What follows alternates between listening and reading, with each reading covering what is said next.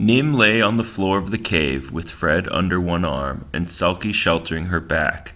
Through the opening they could see the rain trickle to a stop and the gale gentle to a wind. They crept out to look, peering out over the black rocks. The sea was still monstrous. The wind had whipped it to a fury, and it wasn't ready to calm down just because the storm had passed. Towering waves crashed onto the shore, spray foamed, white, and rainbows fountained into the clearing sky.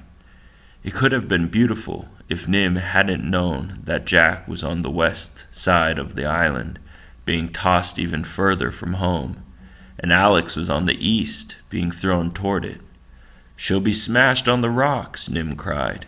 She searched the horizon with her spyglass. There was no sign of a sail, but there was a speck that could be a boat with someone inside it. Nim was still scared, but there wasn't enough time to think. She crawled back into the cave and tore a sheet from her notebook. "Dear Jack, I've gone to rescue Alex Rover. Love, Nim." Selkie was waiting. Fred was starting to slide down to the sea. "Wait," Nim cried. "You can't swim out there by yourself." But Fred wasn't by himself. Chica had heard Nim's whistle a storm while ago, and had been resting on the seabed as close as she could get to her friends in the cave. Fred scrambled onto her back and hooked his claws to the edge of her shell, staring out over her head. Nim hugged hard around Selkie's neck and they slid into the water. It was hard swimming, even for a brave and determined lion of the sea. The waves slammed against them, so hard and so high that sometimes they threw Selkie backwards and under the water, which is where sea lions like to swim, but not when they're carrying girls on their backs. Nim's hair whipped like long wet ropes, and she gulped salt water with every breath, but she clung as tight as she ever could. The seventh wave came, a swamping, dumping wave, stronger than Selkie, forcing her down deep below the water. Stronger than Nim, ripping her arms away from Selkie's neck and pushing her deeper still. So there was nothing but swirling blue, and she didn't know which way was up to the air and which way was down to the bottom. She was swirling, struggling, sinking. But Selkie somersaulted backward and pushed her up through the water till she was sputtering, coughing, breathing again. Then the waves weren't quite so wild. They could ride them and slide down without going deep under the water. When they were in the valleys, they couldn't see anything but blue. But when they were on the top, they could look around. They saw Chica and Fred, but never Alex. They went on looking and looking, on and on. Now Selkie was too tired to leap across the waves and pretend it was fun, but when Nim tried to be helpful and swim, Selkie honked across "No," so Nim stayed on. She didn't know if she could have swum in those waves anyway. She started to worry about what she was going to do if she didn't find Alex.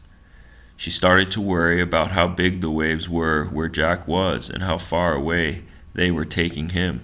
She started to worry about Chica and Fred. She started to worry about how she'd know when it was time to turn back, and that was the hardest thought of all, because it was the only one she could do something about. She was worrying so hard that she nearly fell off when Selkie barked again. Then Selkie didn't seem tired and Nim didn't feel worried. She blew her whistle as hard as she could, and they charged across the waves to the small, sinking boat. The water was up to Alex's waist, then her chest, and up to her neck. She was sputtering and ducking, and still struggling with the knots under the water. She tried to think what a hero would do now, but all she could think was that a hero would have known how to untie the knot, and that was no help to her at all. She took a deep breath and wondered if it was the last air she'd taste. A whistle shrilled, and there was the strangest, most wonderful thing she'd ever seen. A wild-haired girl blowing a shell riding a sea lion across the waves. "Neat!" Alex shouted, and then her mouth was underwater too. Nim remembered the scene in Mountain Madness, where the hero was snagged by the rope around his waist as he climbed down a cliff. She grabbed her knife from its pouch, and as Selkie ducked under the water, Nim cut the rope. Alex bobbed straight up to the surface. "Nim Russo, I presume?" The boat gurgled rudely and sank. They looked at each other and started to giggle, choking with laughter and seawater. And Selkie had to bark twice to remind them that treading water with one arm and holding onto a sea lion with the other in the middle of a stormy ocean is not the time to giggle. But when Alex heard Selkie's bark, she said, "So you're not a Saint Bernard, but you are a savior." And they laughed a bit more. And then they turned back toward the island. It should have been easier now. They were going the same way as the waves, except that the waves were smashing onto the black rocks, and they didn't want to do that.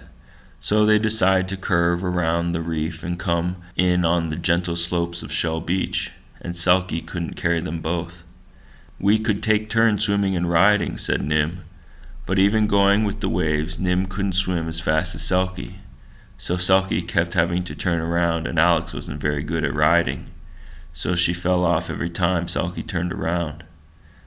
"I wish I'd gone to swimming lessons instead of writing stories about fish," Alex muttered. And Nim started worrying again. She was getting tired too. And so the next time Selkie circled back and Alex fell off, they both hung on to Selkie with one arm and swam with the other. But the island didn't seem to be getting much closer. Suddenly there was a tickle under Nim's arm and a sweet spiny head with a grinning dragon face. "Fred!" she cried, and Alex, who had never seen anything quite as ugly and wonderful as a marine iguana, said, "I'm sorry I called you a poodle." Following Fred was something that looked like a big bag with something else behind it, and that something began to look like a smug green turtle. Chica had found one of the coconut rafts. She moved steadily towards them, pushing the raft, disappearing as each wave rolled over her and popped up when it cleared. Nothing ever upset Chica. Selkie kept pushing Alex and Nim toward the island. Chica kept coming closer, and finally they met. Alex slid across from Selkie and climbed onto the coconut raft.